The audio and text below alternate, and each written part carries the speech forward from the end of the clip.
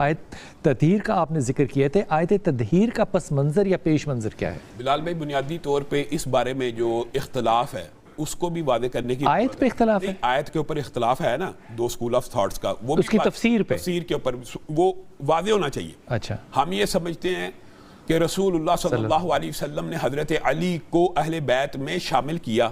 اللہ کے رسول نے چادر میں لے کر کہا کہ یہ بھی اللہ میرے اہل بیت میں شامل ہیں۔ ہمارا اختلاف یہ ہے کہ یہ اہل بیت میں ہیں، یہ ہی اہل بیت ہیں کہ ان کے علاوہ بھی اہل بیت کوئی ہے، اختلاف یہ ہے۔ ٹھیک ہے، بعض لوگوں کے نزدیک صرف یہ ہی اہل بیت ہے، اچھا، ہمارے نزدیک یہ بھی اہل بیت ہے۔ انما یرید اللہ لیذھب عنکم الرجس اہل البیت، اس سے مراد صرف اگر 5 تن پاک لیے جائیں گے جو یہ لیتے ہیں، تو جو پیچھے والی آیت کا جو ٹکڑا وہ ختم ہو گیا، وہ تو اللہ تعالیٰ مخاطب ہے رسول اللہ کی بیویوں کو۔ تو بنیادی طور کے اوپر یہ جو جزوی نوعیت کا اختلاف ہے کہ ہم رسول اللہ کی ازواج کو، جن کو اللہ تعالیٰ قرآن میں مائیں، آپ نے تو فرما دیا آج تک کا بھی جو شخص ہے جو سید ہے یا نجیب الطرفین ہے وہ بھی اہل بیت ہے، تو درود اس پر بھی جا رہا ہے۔ میں تو یہی کہہ رہا ہوں، تو آل کی تو ایک نہیں، میں تو آپ کے ساتھ اختلاف کر ہی نہیں سکتا، درود میرے پہ پڑھا جا رہا ہے اور ساری قوم پڑھ رہی ہے، میں تو بہت خوش ہوں۔ بات یہ ہے کہ انہوں نے اس کی وضاحت کر دی، لیکن پہنچنا اس تک ہے جو اہل ہو، جو اہل ہو۔ لیکن اختلاف صرف یہ ہے کیا صرف وہ اہل بیت رسول اللہ صلی اللہ علیہ وسلم نے چادر لے کے ان کو بھی اہل بیت میں شامل کر لیا؟ یہ بات آپ سمجھنے کی ضرورت ہے۔ ویسے بتائیں، ان کو بعد میں کیا شامل؟ مجھے نہیں، ایک بات بتائیں کہ جو داماد ہوتا ہے وہ اہل بیت ہوتا ہے؟ وہ کزن بھی تو ہے نا، بھائی بھی تو ہے۔ اب بات سمجھے، جیسے بنو عباس کو کیا، عقیل کو کیا، جعفر کو کیا، ان کو بھی تو کرنا بالکل کیا، بس ٹھیک ہے، یہ اتنی بات ہے۔ لیکن اگر جیسے انہوں نے اشارہ فرمایا ہے نا کہ بنو عباس بھی تھے، بنو عقیل تھے، وہ سارے بنو ہاشم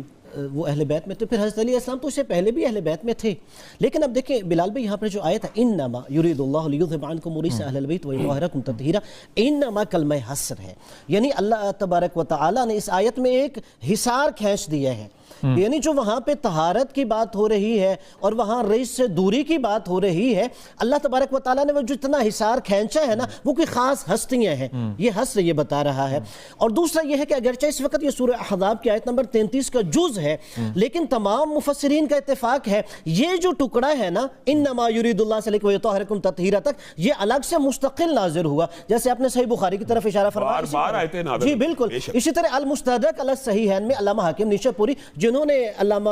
حاکم نیشاپوری نے امام بخاری اور امام مسلم کی شرائط پر احادیث کو جمع فرمایا، انہوں نے بھی اس میں یہی نقل کیا ہے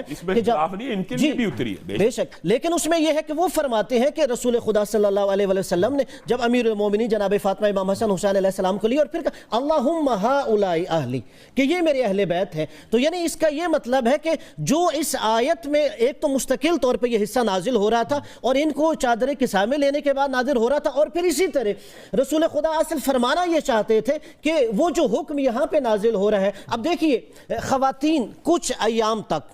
نماز اور دیگر عبادات نہیں کرتی، اور اس پر خود ام المومنین حضرت عائشہ رضی اللہ تعالی عنہ سے روایت ہے، مگر جناب فاطمہ سلام اللہ علیہا اس نجاست سے منزہ مبرہ تھی،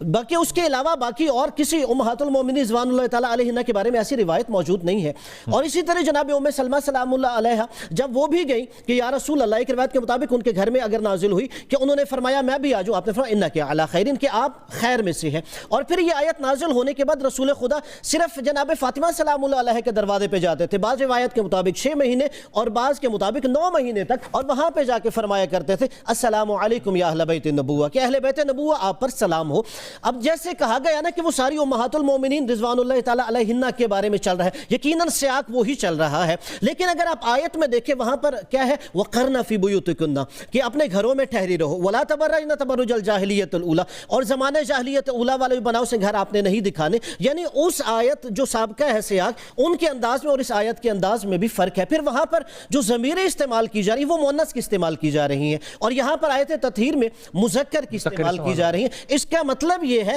کہ اگرچہ اس سیاق میں رسول خدا نے فرمایا کہ اس آیت کو سورہ احزاب کی آیت نمبر 33 کا جز قرار دیا جائے، لیکن یہ مستقل طور پر الگ آیت نازل ہوئی جس سے تمام مفسرین نے یہ تحریر فرمائی۔